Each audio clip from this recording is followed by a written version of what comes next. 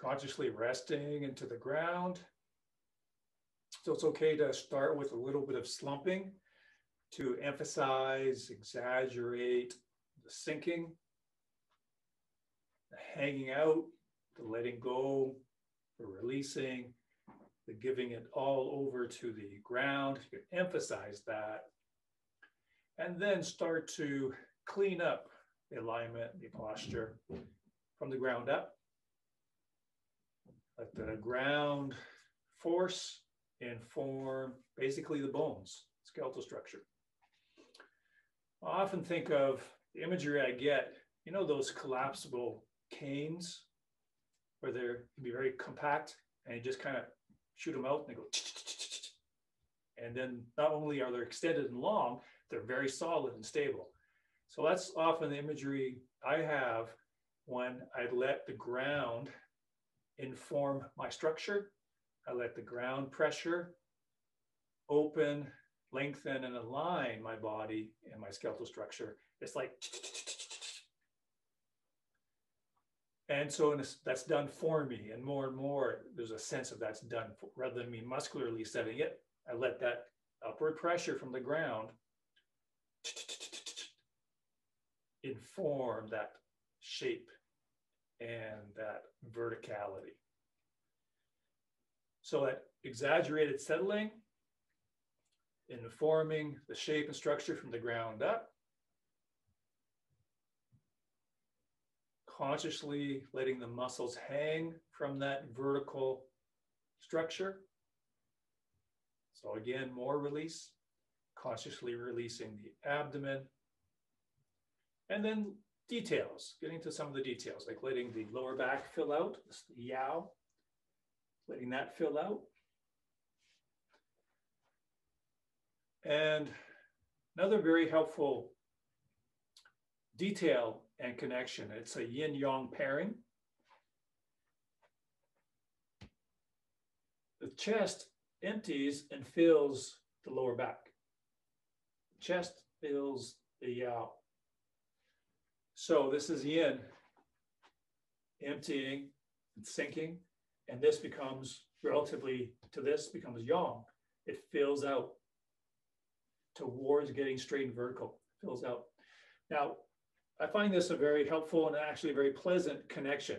And it may not be at first, it may be just an intellectual, mechanical thing at first, but eventually it can be a very nice organic connection. And rather than in a mechanical way, in an isolated way, pushing the lower back out, that's better than having it tight and concave. Doing it mechanically is better than having this, just like mechanically dropping your chin is better than leaving this bent back here and kinked. A little bit better than mechanically dropping the chin, or a lot better actually, is when it happens energetically or spontaneously or organically, because you're allowing the back crown of the head to float up or be pulled up, and that rotates the skull, and that automatically drops the chin ever so slightly. So again, I don't do that. It's the energetic alignment or energetic connection, and that adjusts the mechanics for me. So that's a much more alive living process than mechanically doing it. It's literally an alive living process where it's changing because of intelligence, innate intelligence, energetic intelligence. But if I don't have that connection yet, if I don't have that sensitivity yet, if I don't have that awareness yet, mechanically dropping the chin is necessary. And at least I'm getting away from those bad compacted shapes and structure. And by the way, when we say dropping the chin just a little bit, dropping it an inch or bringing it in a little bit, it doesn't mean the chin is actually down. That actually is just correcting things so the jaw is basically parallel to the ground. So the chin actually comes more to straight and even to the ground. Depending on everybody's bone structure and shape, it might be slightly tiny bit below parallel to the ground or even and straight. But generally, the general statement is it really just comes to parallel. It'll feel like it's tipping down a little bit because most people have it up a tiny bit or a lot. and these muscles are shortened. So of course, coming here, making a parallel will feel like it's dropped. But the same sort of analogy where it's, if I need to mechanically press that out, muscularly get that a little closer to being straight, then that's better than being compacted and short and tight here. But a living connection and a living relationship is when I empty the chest, I make the, using intention, I make the intentional connection. Emptying the chest fills the lower back. And let's actually contrast that. Again, contrasting or ebbing and flowing between two different states makes things more clear and more obvious. So let's actually play with that a little bit and contrast that. Where let's have, again, in the interests of contrast and education, let's do the military standing pose, or kind of the normal standing pose, where the chest is out and this is concave and this is caved in. So the chest is yang, and this is yin, in, caved in, tight. Yang, out, outwardly, long. So feel that, get into that. Chest is yang, the yao, lower back, sacrum is yin. Now we're going to change that. So hopefully you're into that for a moment, because we need to feel that, experience that, so we can compare and contrast. Empty the chest. Now, again, we know that we don't want the chest to become depressed. We don't want it to become caved in and depressed, but we want it to empty from all this stuff. So that basically the chest and the front of the rib cage, the sternum, breastbone, become pretty much straight and flat. We've talked about before, if water drops could just run straight down unimpeded. If we're like this, they have to go over the hill. If you're caved in, the water drop speeds up as it goes through the concave, speeds up. If we're nice and straight, it just, the water drop falls down just naturally, straight down, just like water dripping down the pane of glass. So going from here, filled and curved, empty the chest to fill this area. So they're directly connected. Directly connected. So I'm going to do this in a very comical way, in a very mechanical way. Out, in, out. Out, sucks this in. Empty this, pushes this out. Push this in, sends this out. Empty this, sends this out. So see if you can find a connection. And at first, an intellectual connection, a mechanical connection is fine. But eventually, it'll be just energetic and intentional. A real connection, directly connected, directly relating to each other. We'll contrast that a few times. Out and in, empty the chest. Not just emptying the chest to fill the lower back. I would like you to try to feel the cause and effect. Cause and effect. So with all this tension up here, pushing out, puffed out, super yang, let that empty or simply become neutral. Let this become more flat and neutral, but try to connect it directly, millimeter by millimeter, millisecond by millisecond.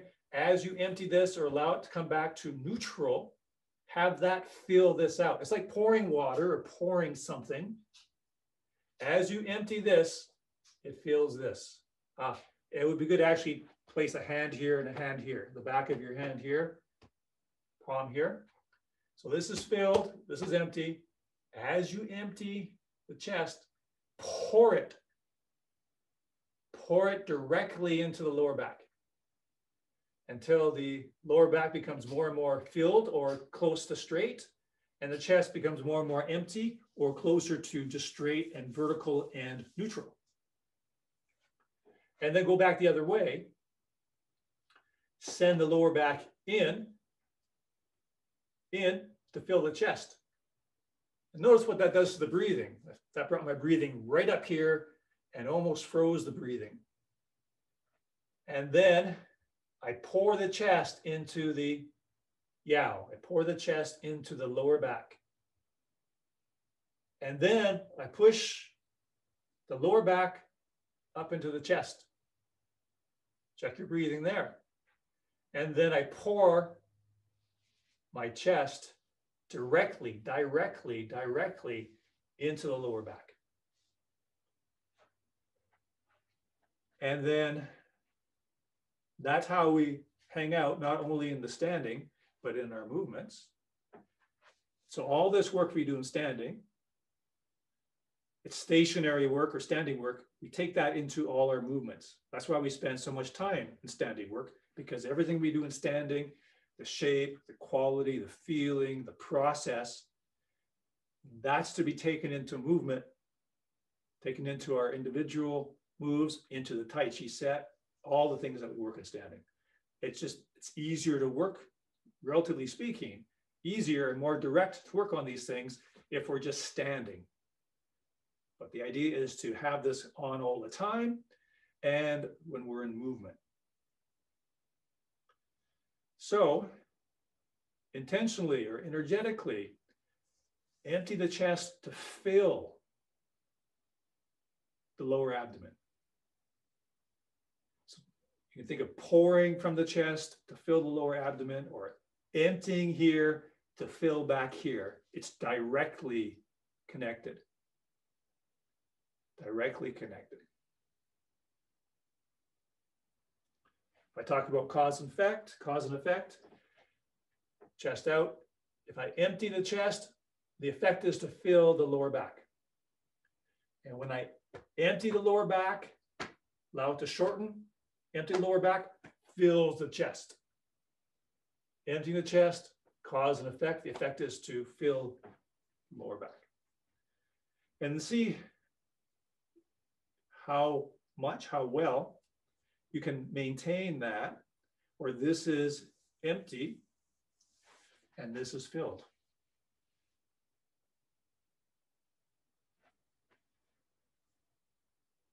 It's a major yin-yang pairing.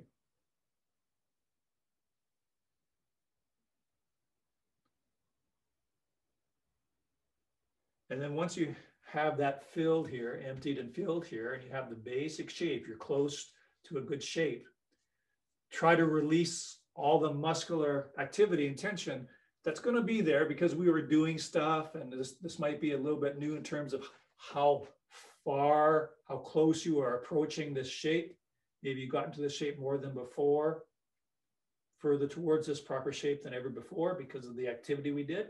So there's going to be ensuing tension and tightness, kind of holding on. So once you're in that shape, making that shape by emptying the chest to fill the lower back, check for any undue tension and efforting anywhere and everywhere in the body, but in particular in the legs and hips that maybe are holding on. So how well can you hang out in this shape, in this position?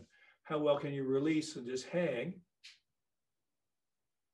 with this shape, including emptying the legs?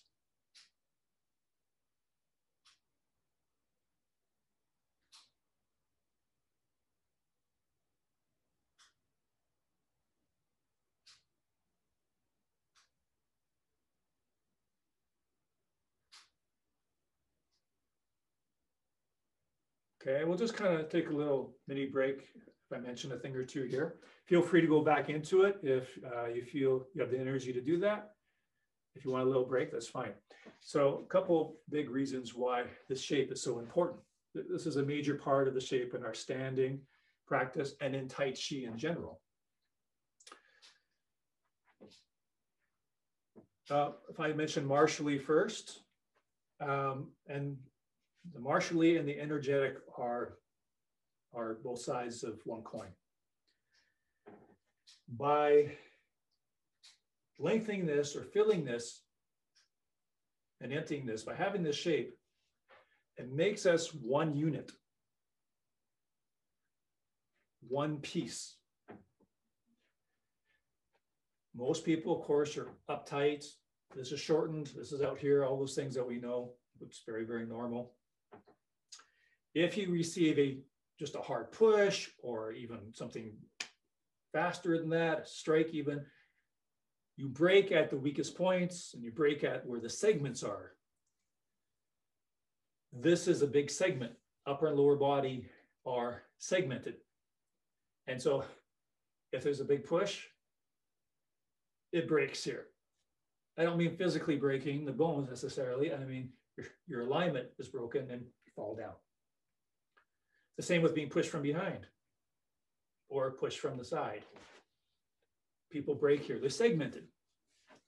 Around here at the waist, they're segmented. Upper body, lower body, they're separate. And they're very disjointed physically and energetically. So martially, you can receive something. So, and we've done this in class where you have, and perhaps both of you have done it with me in class, where have someone push you and you're segmented, you tilt, you break here. But if you make this shape, you're one piece, one unit. You get pushed, you move like a ball. You're like a ball. If you push a ball, the ball rolls, it keeps its shape. You can't tip over a ball. If I get pushed from the front and this is connected, that shape, everything moves as a unit. Push from behind, everything moves as a unit because my upper body and lower body are now one piece. They're not kind of two separate possibilities. They're fused naturally. They're one piece. You get pushed from behind, I'm one piece. Also, in terms of martially, you can deliver force, just as we've been talking about receiving a force. You can receive it more holistically as one piece, one whole. Same sort of idea in issuing, in delivering a strike. In internal martial arts, it's called issuing power. It's called Fa Jin, issuing force. And so you're striking or whatever you're doing, a push, it's also coming from a source that's more unified. So there can be an accumulation, aggregation of all possible forces in your body. Upper and lower body are moving together. Upper and lower body are moving. It's one unified piece. And so you can gather and source and generate from a larger vessel, vehicle, generator, and issue it, direct it more unified and more targeted and as one unified stream of energy and power rather than broken pieces. One unified piece. So that's martially. But in terms of Qigong, in terms of health, energy, extremely important so that, again, the Qi can flow easily and freely. This becomes just one of many dams in the flow of energy throughout the body. Of course, we know the basic underlying principle of health is the free, even, unobstructed flow of Qi. And of course, we have tension in a lot of places. So this is a major junction where things get stuck, stopped. So in terms of having the energy flow freely through the upper and lower body and have it go spontaneously, this shape is much more conducive to that. So we're again developing the shape of an empty vessel. Empty vessel relates much more to just the shape. It's the internal quality as well. The porousness, the emptiness, openness, refinement of the tissues. But just in terms of shape, this is a better vessel for Qi flow. And as these tissues start to open, release, and elongate, and these tissues start to soften and release instead of being tight, the Qi flow can just be more universally open, flowing. So see if you can come back into that. And if you need to mechanically, shorten this and tighten this to push that out, that military pose. Again, contrast is very good tool. Then empty the chest to fill the lower back. And remind yourself to release the abdomen. Now let's come into a basic hold the ball position, basic bow stance, weight slightly in the back leg. Take a moment to hang out and consciously fill that lower back.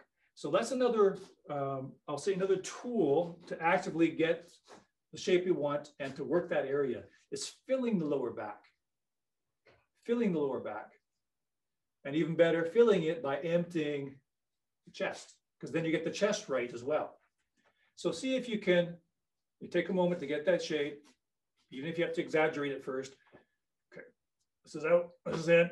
Now I'm going to empty this to push out the lower back, to fill the lower back. And then try to hang out with that shape, which takes legs down here, good legs, but then try to release the legs as much as possible as well. And move with that shape. You might find one of the things is that it helps keep you more vertical, that it becomes more obvious to you that if you're leaning forward a little bit, because this is broken now. This relationship between the chest and the lower back is broken. I can't really feel the lower back. I can't feel it by emptying the chest. When I'm like this, it's much harder to do that. And that hanging shape is totally broken. And so these little errors become more obvious. And a red flag goes up in our awareness that I don't have this feeling anymore.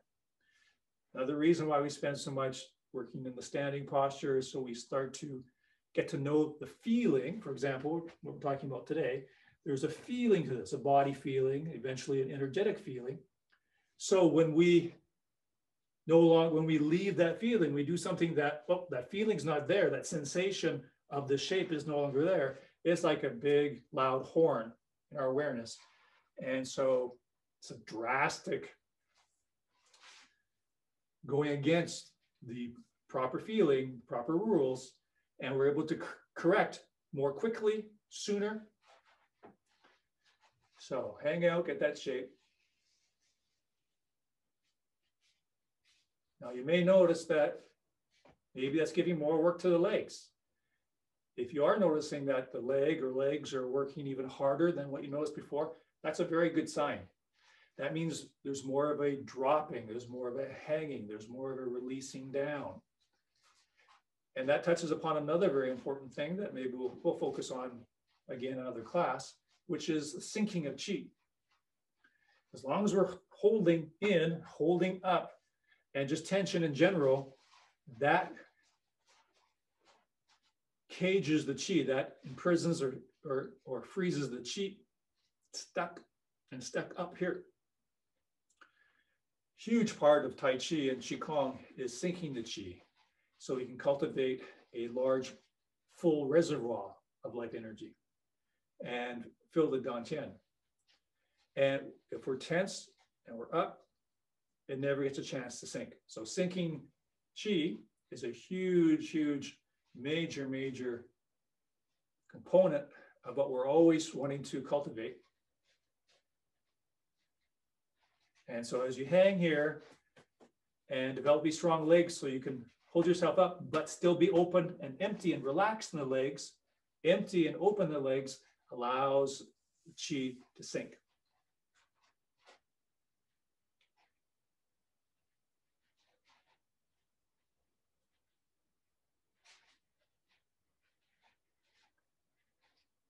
Again, especially on the shift back, see if you can just hang the hips to elongate and straighten the lower back. Hang the hips as you shift the weight back to empty and straighten the lower back. Empty the chest as you come forward. Empty the chest to fill the lower back as you come forward. Emphasize hanging the hips as you come back. pull the lower back straight.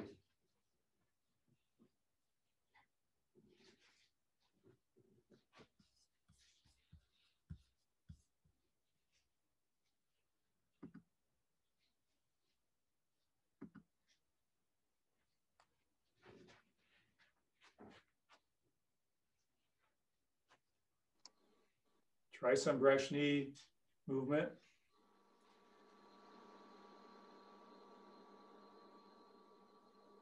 And generally you want the hips to be hanging all the time and the lower back to be filled all the time, the chest to be neutral or empty all the time. And again, you may notice that to maintain that, if you're feeling that directly increasing the challenge in the leg or legs, then that you're doing a good correction. You're doing something correct. You're changing something in the correct direction.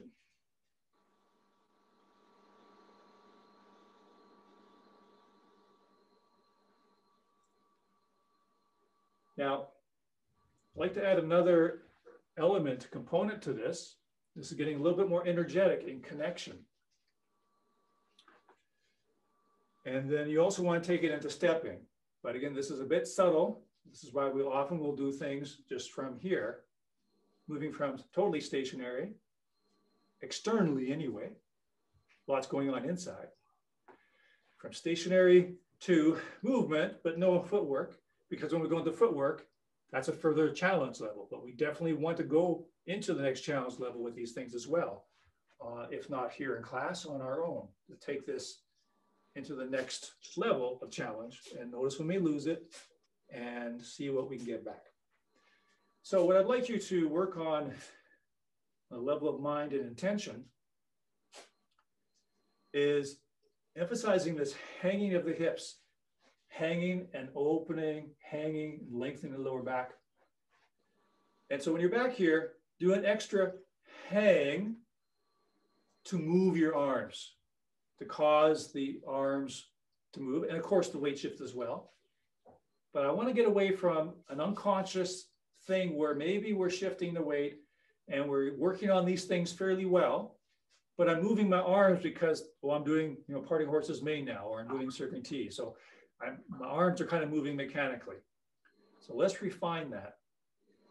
It is the dropping, hanging of your hips and the increasing lengthening of your lower back that actually moves your arms. So that free fall there, the free fall back there moves the arms.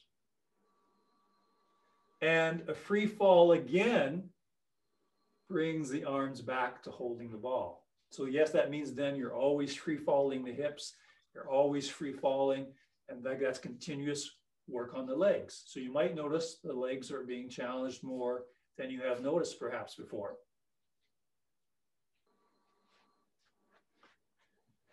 Free fall of the hips and the opening, lengthening, releasing of the lower back is what actually is driving your arms, just like gears that are connected. That lengthening, opening lower back is what's moving my arms. My arms are not doing it. And that has a very wu-wei feeling, in the arms, a very soft, pleasant feeling in the arms. And hanging of the hips again, or further, continuing, is what brings the arms back to what we call holding the ball position. My arms do not have to do it at all.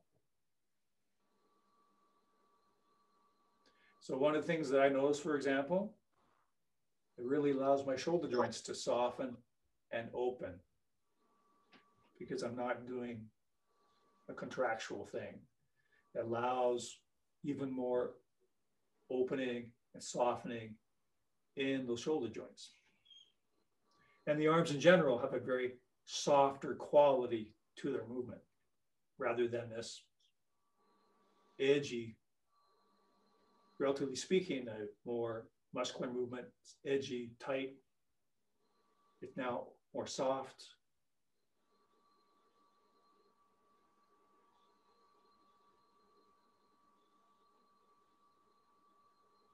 becoming more wave-like as opposed to a particle. Because parting horse's mane is one of the simplest moves, if you're ready for a challenge with a different shape and slightly different movement, here's brush knee. Hanging the hips, dropping the hips, hanging the lower back is what sends the arms. Hanging the lower back again is what swings the arms. Continuous releasing and opening. You feel it in the legs, that's a good thing.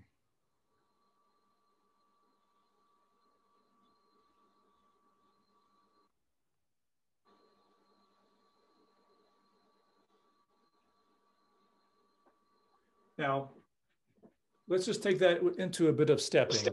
So, parting horse's mane.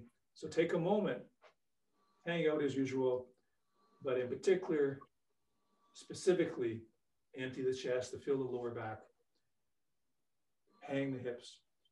And then before you start moving, get the hanging of the hips further. The hanging of the lower back is what moves you forward and moves your arms.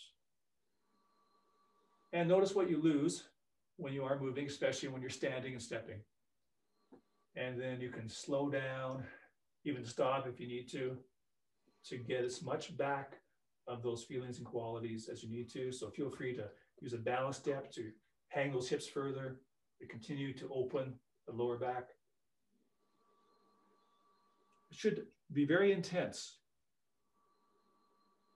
If you find it very intensive mentally and physically, that's very correct. Then that means you're doing some really good work. And you're not only forging new pathways in the brain, you definitely are, but you're also forging new pathways in the mind-body connection. You're changing the state of the tissues.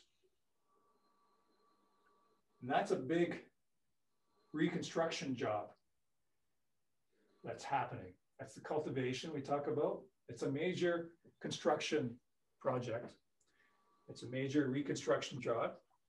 And so that's why it feels very intensive mentally and physically. You might do just a few steps and you need to take a little break. That's a good sign. That's an indication that you're doing the internal work. You're doing the internal changing, reconstruction. Reconstructing, changing the tissues, changing the body's state and habits, and developing the Ting. That's a big part of the exhaustion, is sinking the mind deeper and deeper, finer and finer into the body, into the tissues. That's a huge part of the forging work, the work that's involved. And again, that can be very, very intensive in a person's experience. Sinking the mind more finely and more deeply into the tissues of the body.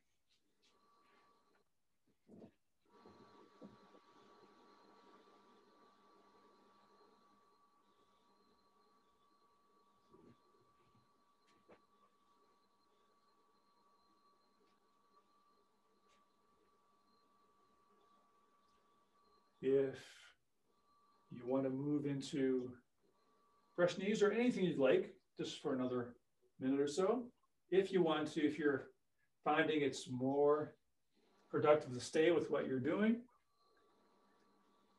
then that would be a good choice. If even for the brain you need a change, that's one of the reasons, that's a good reason in itself that we change from one Tai Chi move to another. It's just for a change for the mind, change for the brain. So we can stay focused and stay potent in our attention, stay fresh. And so that might dictate you changing the actual move that you're working with fairly frequently.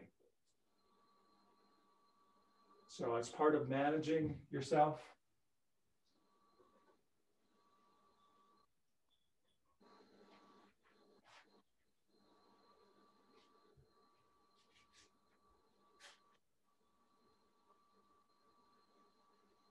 cloud hands can be a good one to work with, because in that parallel step, that light horse stance, it can be easier to hang the hips,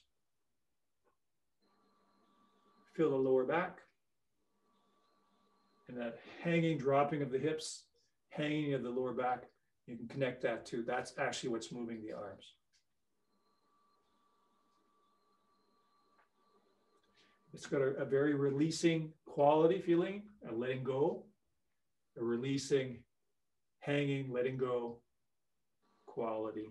And again, just the fact that that's quite different than a normal contracted body, that in itself is quite intensive.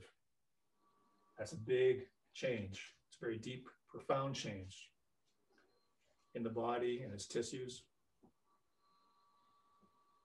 Just hang it, release it, hang the lower back, let it drop. Notice the abdomen. Okay, so let's come back to standing and just finish with some mindful breaths. Let the chest fill the lower back. When you breathe in really deep, let that not only fill the abdomen, but fill the lower back even more. So big in-breath through the nose, filling the lower back. Breathe out through the mouth, lengthening, dropping the lower back. Feel what you feel. Notice what you notice.